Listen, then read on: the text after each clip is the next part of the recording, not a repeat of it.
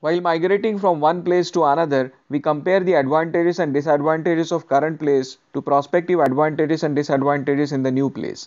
And if the net result of comparison is positive, then and only then can we call that migration to be good. This rule generally applies while transitioning between any two states. During the process of procreation too, the person being born transitions between two states. Let's see how this happens. When we are giving birth to a child, we are essentially bringing a new person into existence. Before her birth, she does not exist at all.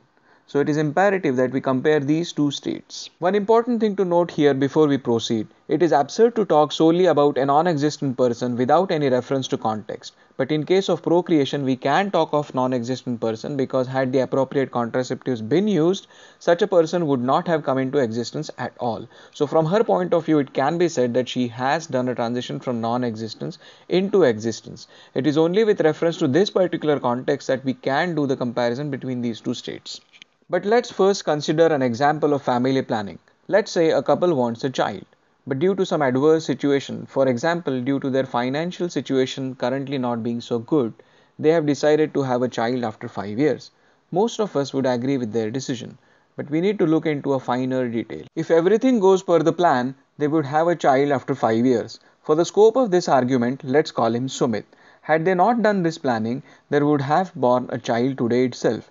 Let's call him Amit.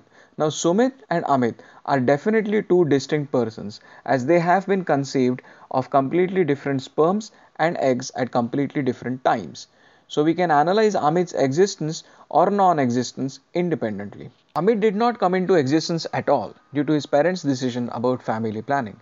The main reason to approve this decision is prevention of pain and suffering he would have had to endure had he come into existence due to unhealthy financial situation of his parents. This means that the prevention of pain arising from mere probability of coming into existence of a prospective being is considered good, even though that being does not actually come into existence. On the contrary, we don't regret about him being deprived of pleasures of life, as someone who does not exist can't be deprived of anything. This means the absence of pleasure due to a being not coming into existence isn't considered bad. The same two conclusions can be drawn by considering examples other than financial situation of parents, like having a genetic disorder or hereditary disease, or those numerous beings who were never born as a result of use of contraception, etc. Let's now use these to compare the two states. People who are already existing experience, albeit to a varying degree, both pain and pleasure.